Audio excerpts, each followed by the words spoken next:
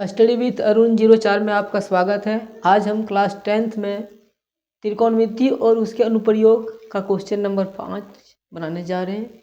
देखिए क्वेश्चन क्या है। ये 10th क्लास में बोर्ड के लिए इम्पोर्टेंट है। देखिए भूमि से 60 मीटर की ऊंचाई पर एक पतंग उड़ रही है। पतंग में लगी डोरी को यह अस्थायी रूप से भूमि के एक बिंदु से बांध दिया गया है। भूमि के साथ डोरी का झुकाव 60 डिग्री है। यह मानकर कि डोरी में कोई ढील नहीं है, डोरी की लंबाई ज्ञात कीजिए। सबसे पहले देखिए क्या बोला है, भूमि से 60 मीटर की ऊंचाई पर। सबसे पहले हम लेते हैं, देखिए ये हमारा मान लीजिए क्या है, ये भूमि है। अब भूमि से 60 मीटर की ऊंचाई पर 60 मीटर ऊंचाई ले लेते हैं। यहाँ पर ये कितना है, यहाँ से यहाँ तक ये 60 मीटर हमारा ऊंचाई है।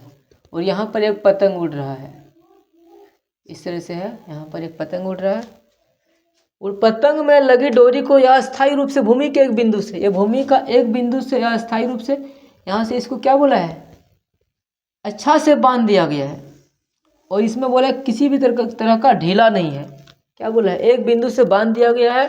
भूमि के साथ डोरी का झुकाव 60 डिग्री है। भूमि के साथ जो डोरी का झुकाव है यहाँ कितना डिग्री का है, 60 डिग्री का। यानी थीटा बराबर हमारे पास क्या है, 60 डिग्री दिया है। आगे बोला यह मानकर कि डोरी में कोई ढील नहीं, यानी ये जो डोरी है, रस्सी है, इसमें कोई ढील नहीं, इसको अच्छा से खींच के टाना गई, खींच के इसमें रखा गया, ही बताया गया है। तो डोरी की लंबाई ज्ञात कीजिए। तो इस डोरी का लंबाई हमको ज्ञात करना है। यानी इसको मान लेते हैं ये हमारा हो गया बी और ये हमारा हो गया सी। हमको निकालना क्या है, डोरी की लंबाई ये सी। तो लिखेंगे माना डोरी की लंबाई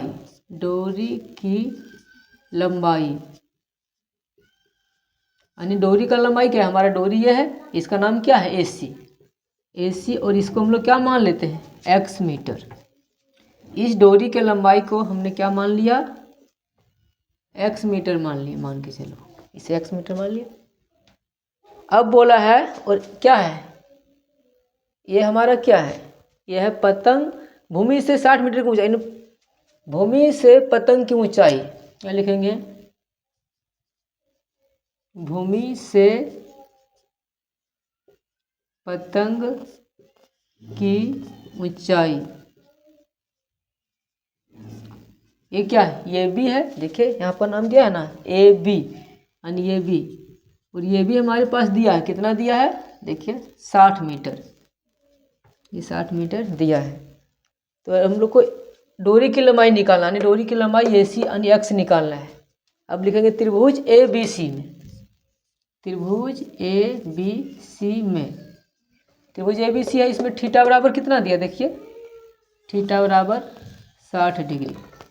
अब यहाँ में क्या करना है, एक चीज़ ध्यान में देना है कि देखिए ये हमारा P है, ये B है और ये H है, यानी इसमें और इसमें रिलेशन बन रहा है, ये दिया है, इस चीज़ को निकालना है।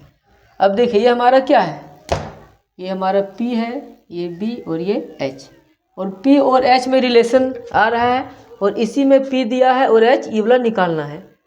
इसमें और इसमें कौन सा रिलेशन बन रहा है, साइन का बन रहा है या टेन का बन रहा है या कॉट का बन रहा है। तो इस पर आपको ध्यान देना है कि साइन थीटा बराबर क्या होता है, P/H, यानी ये और ये रिलेशन बन रहा है, यानी साइन थीटा में हम लगा सकते हैं। तो लिखेंगे साइन थीटा बराबर क्या होता है, P/H होता है।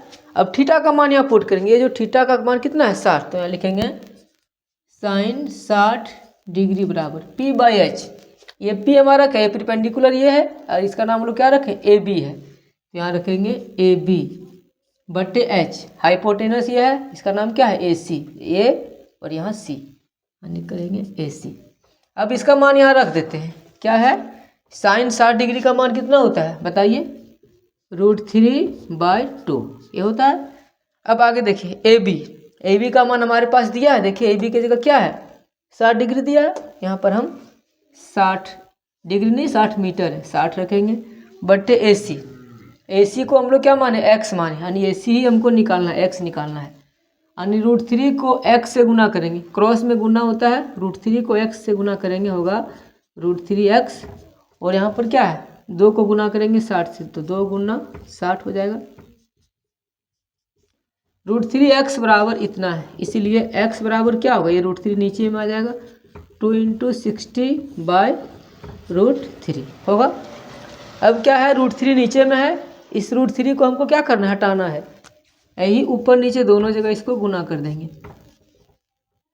यानी 60 दूनी हो गया हमारा पास 120 √3 और बटे नीचे में √3 इंटू √3 क्या हो जाएगा 3। अब देखिए इसको काट देते हैं, 3 1 3, 3 चौक 12 यानी 40 आ गया। हम x बराबर लिखेंगे 40 √3, इतना मीटर हमारा आ गया।